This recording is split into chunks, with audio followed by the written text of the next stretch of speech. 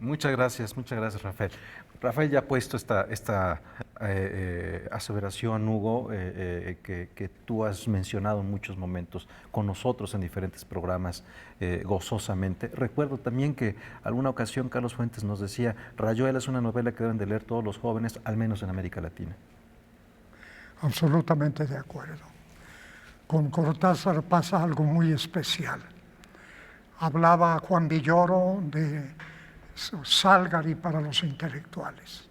Yo creo que a Cortázar le hubiera encantado esta especie de juicio, porque Cortázar no era solemne y además leía mucho a Salgari. Me acuerdo que alguna vez me dijo, estoy leyendo La Capitana del Yucatán, una de las últimas novelas de Salgari sobre la guerra Estados Unidos-España. Y además la figura de Salgari fue romántica hasta el final.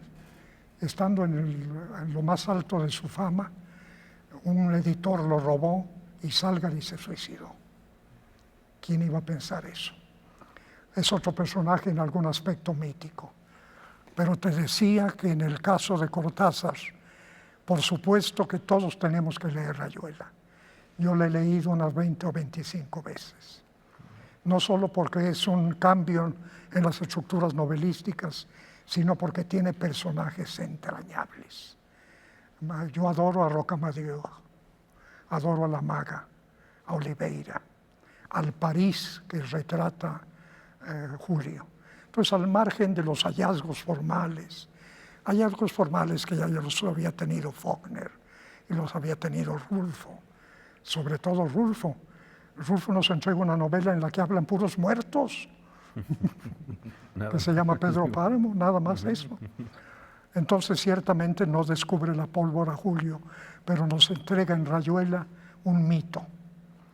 Y el mito gracias no al hallazgo formal, sino al amor por sus personajes y a la libertad que les da a sus personajes. Ahora, usted tuvo una gran oportunidad, que yo no quiero perderme la oportunidad de preguntárselo, que es, lo conoció personalmente, lo trató. ¿Eso ahonda un poco su lectura de Rayuela, haberlo conocido? Por supuesto. Yo lo conocí en circunstancias muy especiales.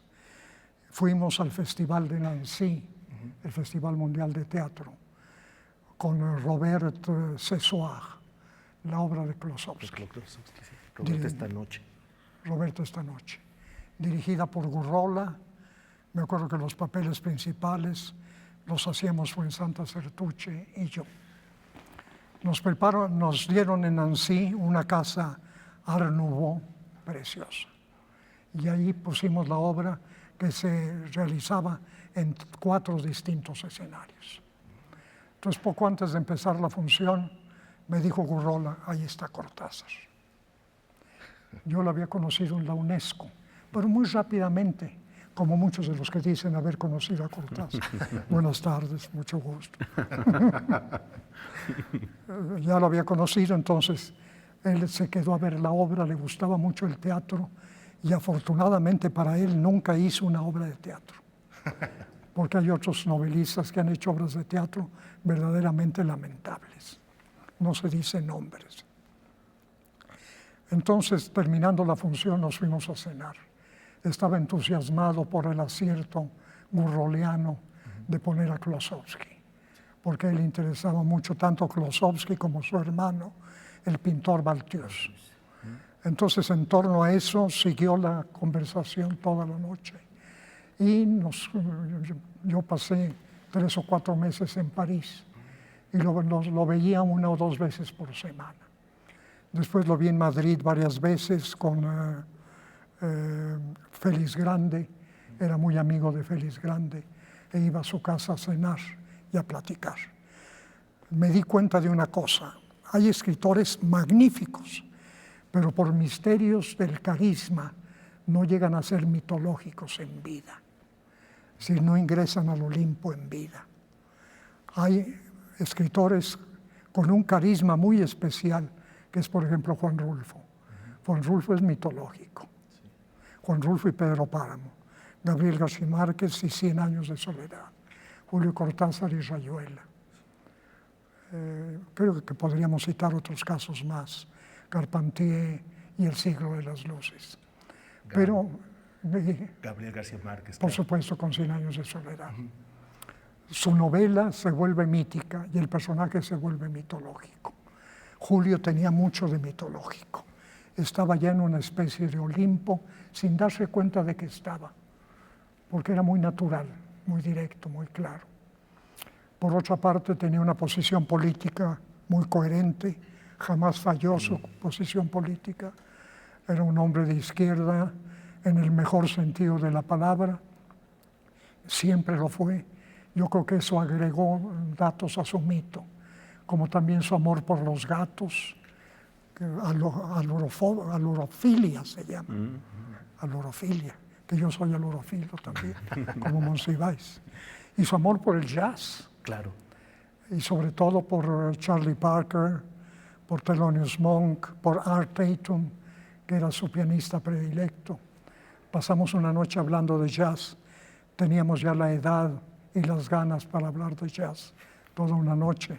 ¿Qué le parece, Hugo, si nos sigue platicando un poco más a propósito de esto? Hemos preparado muchos testimonios tratando de identificar a un Cortázar por diferentes reflejos, pero nos quedamos con este pendiente, que nos cuente un poco más sobre la música de Julio. ¿Cómo no? Vamos contigo, Rafa. Por supuesto, esto es fascinante, un hombre del Olimpo que caminó por la tierra con esa sencillez que caracteriza a los grandes, y eso hay que subrayarlo. Y a propósito de lo que comentaba maestro Hugo Gutiérrez Vega, lo invitamos a ver estos testimonios donde las innovaciones de Cortázar van más allá de los contenidos. Con él podríamos decir que aprendimos a leer de una manera distinta, desafiando los cánones. Una identidad profunda con todos sus personajes, ya lo platicábamos, todos tenemos nuestra maga, y nos decía el maestro Gutiérrez Vega, yo me he enamorado también de una maga. Regresamos con ustedes, señores. Hablábamos de no solo la creación de personajes, sino la libertad concedida a los personajes. Hablar de Rayuela me parece maravilloso, pero Cortázar va más allá de Rayuela. Por ejemplo, a mí me gustan mucho los premios, uno de sus primeros trabajos. El bestiario, la primera colección de cuentos. Me parece genial. Queremos mucho a Glenda, otra colección de cuentos. Y uno de mis cuentos predilectos, por su estructura, por su lenguaje no solamente fluido, sino divertido, ingenioso, es Autopista del Sur. Que cada vez que tengo yo un problema de tráfico, pienso en Autopista del Sur. Maestro, se cumplen 100 años, pero también está cumpliendo 100 años Octavio Paz, Bioy Casares, Revueltas. ¿Hay algo que caracterice a esa generación? ¿La pasión política, tal vez? ¿Hay algo que los pueda unir? Yo diría que la pasión política, tienes toda la razón. Tiene usted la razón. La pasión política que en Octavio fue variando, fue cambiando. Yo creo que genuinamente, que en el caso de Julio permaneció siempre firme. La pasión política en Revueltas. Claro. Revueltas es casi un santo. Es difícil de encontrar un escritor que sea también santo. No era santo de tiempo completo, yo diría que era santo de medio tiempo. De Cortázar, su idea de los cronopios y las famas. Todo el mundo le está diciendo el gran cronopio, pero mucha gente no sabe qué es un cronopio. Y alguna vez que se lo preguntaron a Julio, dice, no sé muy bien. Sí. Pero nos da algunas pistas. Son unos seres con una gran cabeza, chiquitos, astutos más que inteligentes, con sentido del humor, y meten la pata sin parar. Esos son los rasgos esenciales del cronopio. Él establece una diferencia entre cronopios y famas. Las famas son cuello duro, corbata, traje inglés, importancia, mucha importancia. Esto me recuerda una anécdota de Novo, que era muy amigo, pues eran miembros de la generación de Jaime Torres Bodet. Don Jaime, siempre don Jaime. Entonces le preguntaron a Novo y dijo, Jaime no tiene biografía, tiene currículum. Así es que don Jaime sería básicamente fama. Claro. Yo creo que todos esos aspectos hacen de Cortázar el personaje mitológico que fue y que sigue siendo de alguna manera. A él le gustaba también mucho el box. Él también tenía un símil muy, muy bonito que los cuentos eran como ganar por nocaut y una novela era hacer una pelea por puntos. Por puntos.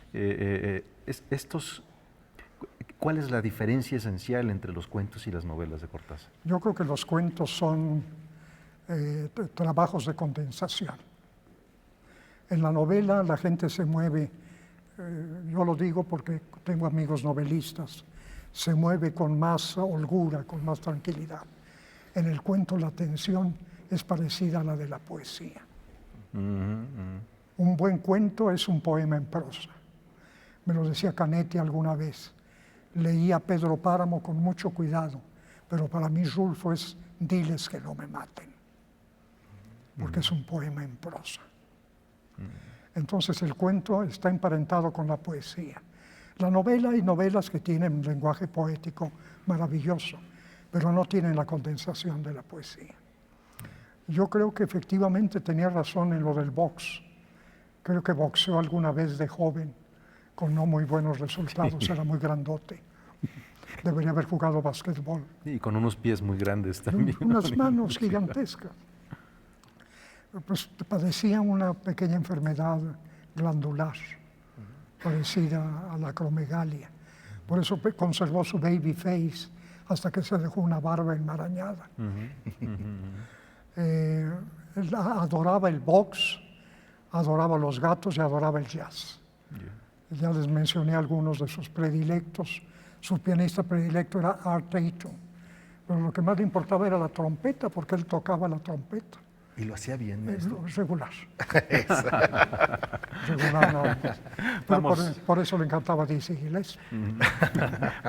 Tenemos un poco más de las descripciones para entender a Julio Cortázar a través de las voces de diferentes escritores. Te escuchamos, Rafael. Gracias, Buemansin. Pues en efecto, por ahí hay una anécdota que en un viaje a Praga con Gabriel García Márquez y Carlos Fuentes preguntó a Cortázar cuándo se incluyó el piano en las orquestas de jazz, que fue una cátedra que duró toda una noche en Praga, memorable. Y otra de las particularidades en la obra de Cortázar es que cada vez que enfrentamos cualquiera de sus libros, una segunda o tercera lectura, descubrimos una obra completamente nueva. Y a 100 años de su natalicio nos seguimos cobijando en todos los fuegos, el fuego, o preguntándonos por qué queremos tanto a Glenda. Señores, regreso con ustedes. Pues nos acercamos ya al final de esta gozosa participación de nuestro querido Hugo Gutiérrez Vega, que siempre es generoso y amable cada vez que tenemos la oportunidad de conversar con él. Maestro, una última pregunta. Hay obras que parece que fueron escritas por toda una generación, porque condensan los sueños, las fantasías, los deseos de esa generación.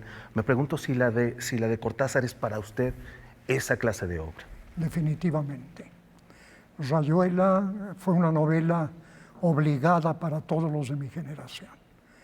Pero después de leerla, la obligación se volvió absolutamente gozosa. Ahora nos representaba a todos. Lo acaba de decir Juan Villoro con mucha inteligencia. Representaba el ambiente intelectual, o lo que Jaspers llamaba la tensión espiritual de una época.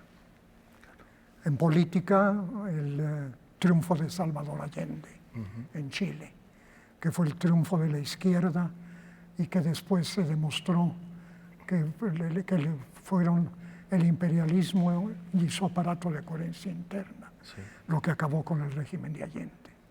Pero Allende sigue siendo, al lado de Mandela y al lado de Mahatma Gandhi, uno de los grandes del siglo XX.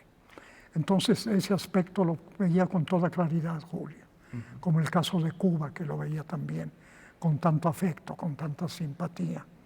Y aunque hacía críticas, las hacía directamente al gobierno cubano. Yo creo que Julio nos representa a todos los de mi generación.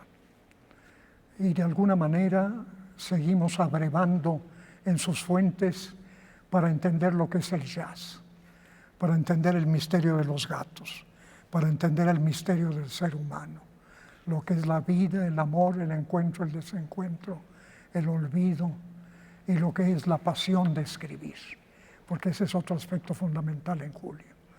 la pasión por escribir. Hugo, muchísimas gracias por acompañarnos y por estos recuerdos tan cariñosos que nos compartes. Gracias, Romance.